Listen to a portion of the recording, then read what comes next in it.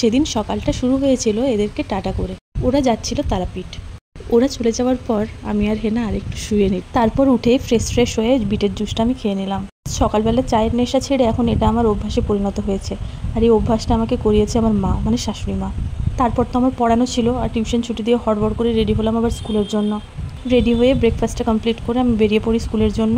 সেদিন ফোনটা আমি বাড়িতে রেখে গেছিলাম, কারণ হেনা ছিল, একা একা বোর হয়ে যেত, জিতও ছিল না। আর বাড়ি এসে দেখি পার্পল থেকে আমার একটা পার্সেল এসছে। দুপুরে লাঞ্চটা কমপ্লিট করে একটু শুয়েই ছিলাম, আর হেনা একটু পড়াশোনা করছিল। তারপর শুয়ে থাকতে থাকতে ভাবলাম একটু স্কিন কেয়ার করা যাক। এমনিতে তো ল্যাদ লাগে, তাই সেদিন ইচ্ছা হলো বলে চটপট একটা পিল অফ মাস্ক লাগিয়ে নিলাম, যাতে বেশি খাটতে না হয়। আর আমার সাথে সাথে আমি হেনাকেও একটু লাগিয়ে দিলাম। ও হ্যাঁ, হেনাকে সেটা তো বলি, ও হচ্ছে আমার বোন, মানে আমার মাসির মেয়ে। আর সেদিন আমরা ঠিক করেছিলাম বিকেলবেলা আমরা ওই বাড়ি যাব। এমনিতে তো আমি দুপুরবেলাটা ঘুমিয়েই কাটিয়ে দিই, কিন্তু সাথে একটা পার্টনার থাকলে বেশ জমে যায়। তারপর আবার যদি সেটা বোন হয় তাহলে তো কিছু বলারই নেই, গসিপের আর শেষ থাকে না। আর জানো তো, বিয়ের পর থেকেও প্রথমবার একা আমার বাড়িতে এসে এত দিন থাকলো। বিয়ের আগে যখন ওই বাড়িতে থাকতাম তখন ও যখন আসতো আমার সাথে পুরো আঠার মতো চিটে থাকতো, আমাকে বলতো আমি কিন্তু তোমার পিছনই ঘুরবো।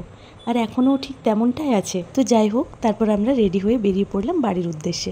আর ওই বাড়িতে তো বর্ষাকেও ডেকে নিয়েছিলাম, ও তার আগের দিন বিকেলবেলায় চলে এসেছিলো। এমনিতে বাড়ি যাব ভাবলে একটা আলাদা আনন্দ লাগে, তারপর তো সব কাজিনসরা একসাথে হলে অন্য লেভেলের একটা মজা লাগে। তারপর আবার আছে আমাদের পুচকে ডোডোটা, ওর জন্য একটা আলাদাই ফুর্তি। চারিদিকে কত কাশফুল ফুটেছে দেখেছো? দূর থেকে দেখে মনে হচ্ছে যেন বরফের চাদর। আর ওইখানে গিয়ে বাড়িতে ঢোকার আগে এই যে এনার সাথে আমার দেখা, আমাদের টুকটুক সোনা। জানো তো, আগের দিন রাতেও আমাকে ফোন করেছিল। তখন আমি ফোনে ওকে বললাম কাল আমি বাড়ি যাচ্ছি, বাড়িতে ঢোকার আগে ডোডোর সাথে দেখা হওয়ার আগে যেন আমার তোর সাথে দেখা হয়। আর কোইন্সিডেন্টলি সেটাই হয়ে গেছে। আর এতদিন পর দেখা হওয়ার পর আমরা দুজনে খুব খুশি ছিলাম।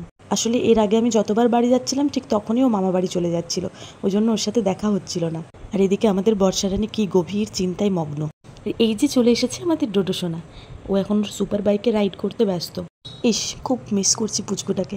ভিডিওটা এডিট করতে করতে তো আরও মনে পড়ে গেল। তারপর ওর সাথে একটু খেলাধুলা করে নেওয়ার পর আমরা বসলাম একটু মুড়ি নিয়ে। খাবো না করে 9টার সময় বসেছিলাম মুড়ি খেতে, সেটা ছিল ঠাকুমার হাতে মাখা। তারপর আর কি পুচকুর সাথে আরেকটু খেলে বাবা অফিস থেকে আসার পর আমরা ডিনার কমপ্লিট করে চলে যাই শুতে। আর এখানে বর্ষা বুদ্ধি লাগাচ্ছিল পুচকুর এই সুইংটা কোথায় আটকে ও একটু দুলতে পাবে। আর আমরা বসে বসে দেখছিলাম এই কাজটায় ও কীরকমভাবে অসফল হয়। তারপর সাকসেসফুলি কাজটাতে আনসাকসেসফুল হওয়ার পর ও ঠিক করলো যে ও আর দুলবে না। তো তারপর অনেকক্ষণ গল্প করার পর আমরা শুয়ে পড়ি। তো চলো এখনকার মতো টাটা, দেখা হবে আবার নেক্সট কোনো ভিডিও। আর হ্যাঁ, এই ফাটা বাঁশির মতো ভয়েসটার জন্য আমি ক্ষমা প্রার্থী।